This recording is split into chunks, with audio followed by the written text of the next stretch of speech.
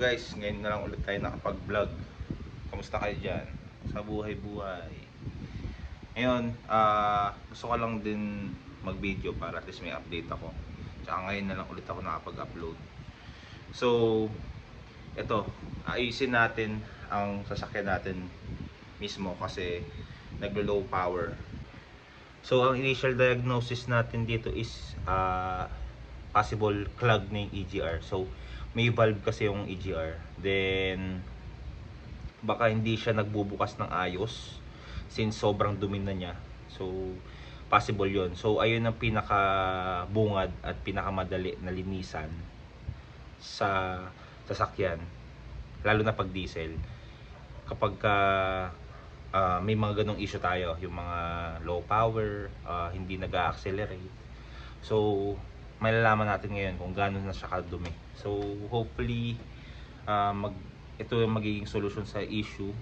Then, yun, papakita ko sa inyo paano gawin. So, ang ano pala ito guys, walang check engine. Wala siyang check engine na pinapakita din. Minsanan lang mag-manifest yung issue na to, na naglo-low power.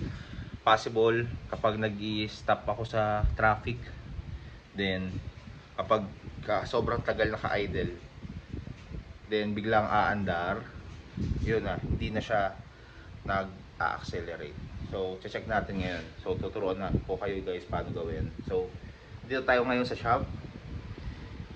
So far, since na nag-vlog ako since I think 2020, 2021, 2022 or 2019, I don't know kung kailan ako start. Dito lang tayo sa garahe nagagawa. So kahit papano, can say na nakagawa ako ng maliit na business for as basic maintenance, repair ng mga sasakyan, modelo man yan o luma. So ito, papakita ko na lang din sa inyo yung maliit na shop natin. Ayan siya guys. So may mga tools na tayo dyan, mga spanner tsaka combination meron tayo dyan. Kasi yung dalawang electric pa natin. Then ang pinaka gusto natin lang is small tool. Baka naman. So yan, mga screwdriver. So ito, mga nag-invest na rin tayo dito sa mga thread sockets, 1/2 torque wrench. Yan, muntik ko na akong makalimutan. Tapos ito ang mga pang baril, mga bala ng baril. So ito ginagamit specifically, mas makakapal kasi siya. Ito, ano natin, impact wrench or impact gun. Ayan. So nabili ko lang siya online. So far since nag-start tayo ng negosyo, gamit na natin siya. So dami na napagdaanan and wala namang issue. Ayan. Mga pang port and polish, tapos yung mga tanggal ng mga injector, tapos mga oil filter natin, mga maintenance needs andyan, drive shaft, fuel filters, oil filters, kompleto tayo dyan. Mga coolants, yan, mga coolants dyan. Tapos yung mga pang under chassis, brake pads, drive shaft boot, mga fluids, spark plugs, tapos tie rods, anything. Tapos ito yung mga langis natin, Honda, Motul, Repsol, Toyota, Mitsubishi. Then yung mga pang transmission filter natin, transmission oil natin andyan. So Toyota, Mitsubishi, kahit ano. So pagka wala naman tayong mga stocks, if ever may nagpagawa, one call away lang ng mga supplier. Anytime soon, around 1 to 2 hours darating na siya, depende sa anong klaseng part siya. So ito na yung garahe ngayon. Yan, ito na yung garahe. So, yung makikita nyo dati at namapansin nyo, isa lang ang slot natin na gawaan, which is ito lang. And hindi pa pinturado, tsaka andyan. So, ngayon, kasya na ng dalawang sasakyan. So, pag nagme-maintenance tayo, kahit dalaw pa sabay, kahit papano, increase na tayo ng mga gamit at tsaka slot. So far, sana soon ay madagdagan pa at lumaki pa yung shop natin. And makatulong tayo sa mga DIYers tayo natin dyan. So meron din tayo mga air filters, intake filters, cabin filters. Meron din tayo dyan. So para in case na may magpagawa at na-check natin madumi na, pwede natin siyang palitan. So may mga palinis natin, US1. So yon, let's continue na sa ating main topic. Yan. So itong sasakyan na pundar natin to, workhorse natin yan. Nabili ko siya sa aking best friend nung high school. Yan. Yan. So ito ang kasama ko lagi papasok sa opisina pag mag-onsite ako, at saka kapag may mga gawa tayo. So kailangan dapat as much as possible maayos siya umandar. So first time natin to kakalikutin ever since na nabili natin. So madami tayong naisip na pwedeng customize dito at ipagandahin at ayusin, pero paunti-unti lang since magastos. So ayun, ang dami na sa labat na wires. So tatanggalin natin yan soon. So dati kasi may sound setup yan. So dito tinanggalin, dati may ari. Tapos yan. Mapapansin nyo, may leak na rin yung injectors. As of the moment, hindi ko muna siya papalitan. So ibang vlog na natin siya. Bibidyohan ko na lang paano magpalit ng oil seals ng injector, ng seals ng mga injector, tsaka paano yung mga fuel seals na nandyan. Papalitan natin yan. So soon, at hindi pa ngayon, since lagi natin gamit ng sasakyan at kailangan lagi siyang working. So yung Civic natin, if ever matanong nyo, nasa na siya? Nasa sa labas. Pakita ko sa inyo mamaya. So ngayon, hindi natin siya gagamitin pang daily. Ang gamit na natin is itong Montero. So yung Civic is pang race kissing na lang natin. So bala ko doon gamitin lang natin siya pang circuit o kaya pang drag. So minsan sali-sali tayo para at least makita natin yung kung paano tayo gumawa at ma-promote na rin natin ang shop natin na maliit. So yun. So siya ngayon naka-cover lang. Ayun, nasa labas.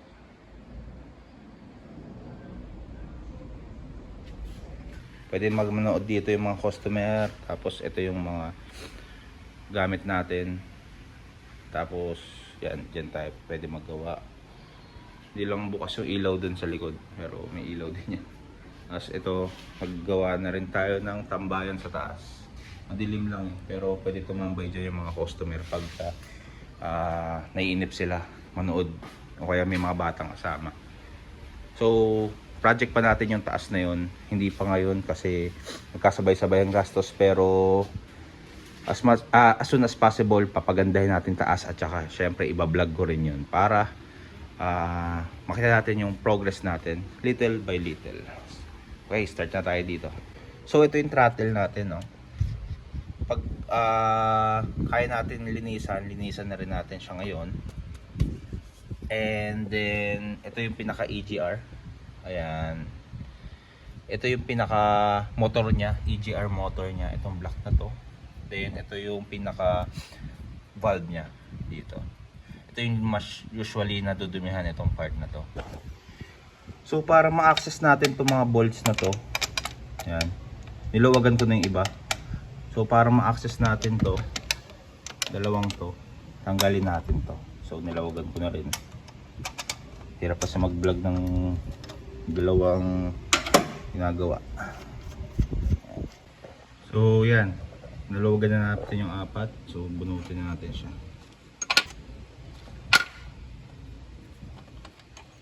Make sure tago. Ayan.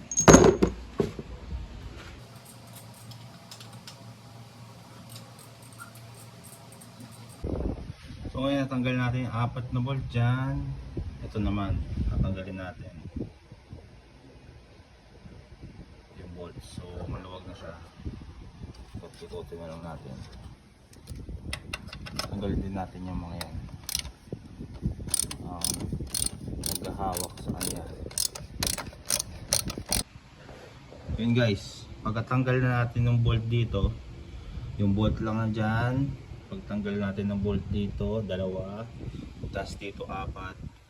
Yan, maluwag na siya. Yan na.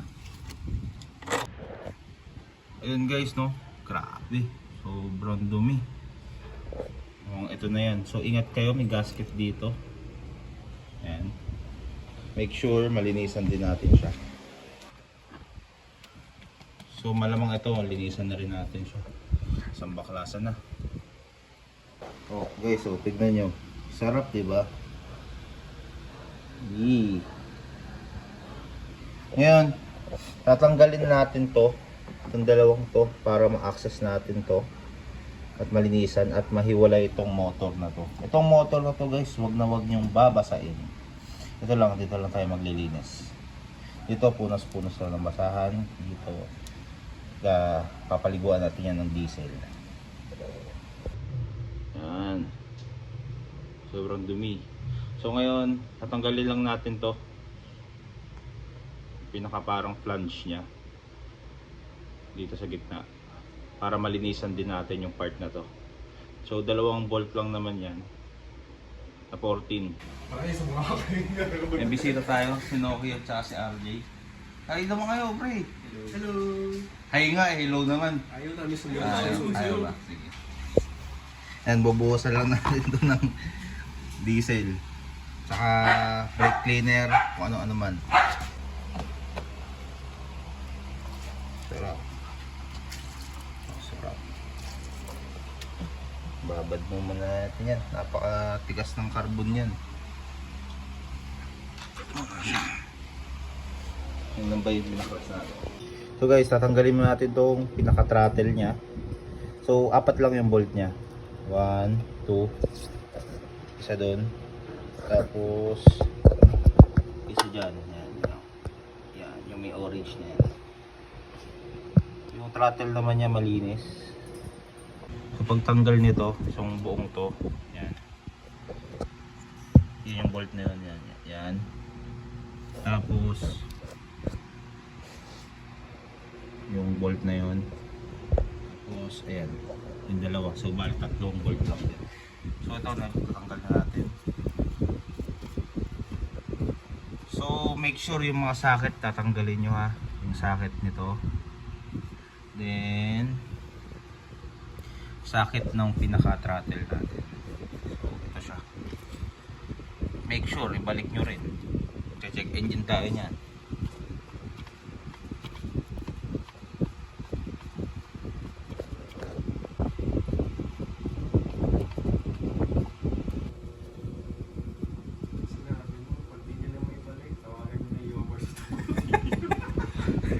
So itong ginagawa natin guys na tutorial, mali ito Kasi ang balak talaga namin, pag di nyo mabalik, tatawag kayo sa amin sa Yomars Automotive, tapos kami magbabalik, di ba? Extra profit sa amin. Thanks Nok sa idea, galing mo talaga.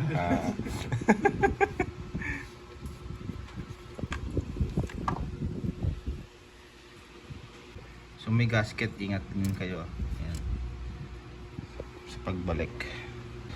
So ba't natin nagalin throttle? Kasi para mabilis ma-access itong bolt na to, kasi napakasikip. Yan, maluwag na siya, di ba?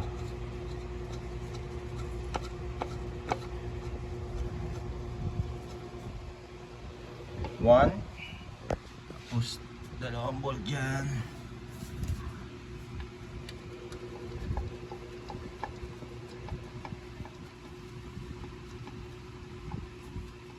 Tanggalin natin yung harness na connect, tapos pwede siyang linisan. Yan guys, natanggal na natin siya, yung manifold. Grabe talaga yung dumi. Yan. So pagtanggal natin ng 3 bolts, so may mga kailangan tayong tanggalin. 3 lang din ulit. Itong vacuum, isa, yan, naka-connect dito. Tapos yung isang vacuum pa na nakakabit dito. Ayan, dito siya. Wag na wag nyo kalimutan. Kita nyo yun, yung maliit na yan. Yan. Nakakabit yan. So, tapos ito, ground nya. Make sure lang din na tanggal. RJ yan. Inom na si RJ. Broken nga pala yung tropa namin.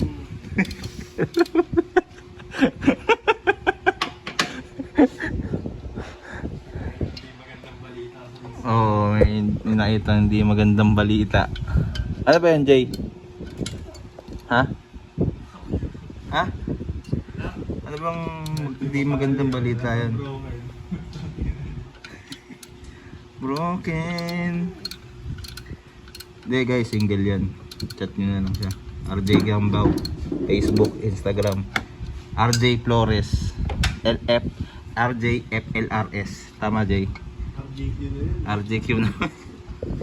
Nag-iiba pala pag broken. Yan. Tanggal na natin siya. Yung ground. Tapos yung mga vacuum. Tapos yung tatlong bolt. Napakadali ko lang guys. May gasket yan guys ha. Ingat kayo. Baka mawala. Yan guys. Simulan natin ibabad. So babad pa natin onti. Tapos scrapin lang natin to ng flat screw. Onti-onti. Hanggang ayan o. Kita nyo. Medyo lumilinis na pero dami pa rin talaga. So anuhin natin yan ng flat screw. Let's go. Medyo madumi nga lang siya pero worth it yung paglinis. So satisfying yan guys. Tingnan. Sarap. No? Kung di pa kayo nagpapad EGR cleaning simula nung nabili nyo, palinisan nyo na at baka ganito, mas malala pa dito at mahirap na tumatak yung sasakyan nyo na hindi nyo papansin. So tuloy lang natin ito hanggang linisan. Hirap maglinis pag one hand eh. So tanggalin lang yan. Scrape nyo lang maayos ito, mga ganyan. Ayun, sobrang itim na agad oh. Ay, lumambot na siya. Tapos dito, dahan-dahan lang. At ayan yung pinaka-valve. Dito sa loob. Ayan. Ingat tayo dyan kasi na dyan yung bulb. Linis tapos brake cleaner. O kaya parts cleaner. O kaya carbon cleaner, degreaser. Pwede yan. Kahit ano sa mga yan. Pakita ko na lang ang after nito. So ito ang before. Tapos may after. Yan guys, nalinis na natin at ikakabit. Ako kami iba pero yan siya kaitim. Ito yung pinaka EGR. Diba kita mo na yung pinaka valve. Kanina hindi mo makita yan eh. So, sobrang daming carbon. Diba? Diba? Diba? Balik na natin guys. Guys, di ko na i-close up yung pagkabit ha. Basta yung ginawa natin noong una, i-reverse nyo lang. Ang hirap eh. Ang hirap i-kuha na ng ano eh. Video na eh. Basta kakabit natin isa-isa ulit.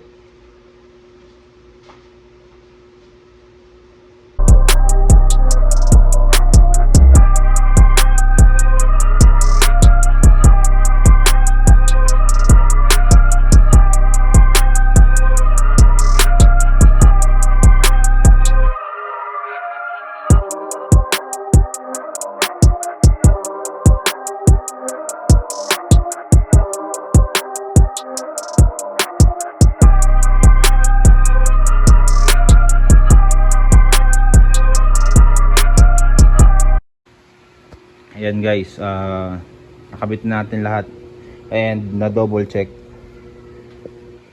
So ayan na lang muna gagawin natin for tonight.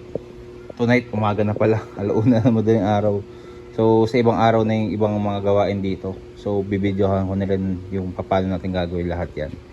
So lahat ng maintenance, tsaka pag-repair at tsaka pag-upgrade natin dito, kuha na natin lahat yan. So start na natin.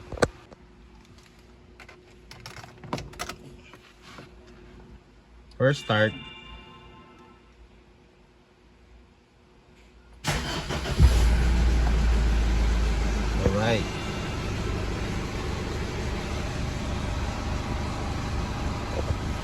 aircon,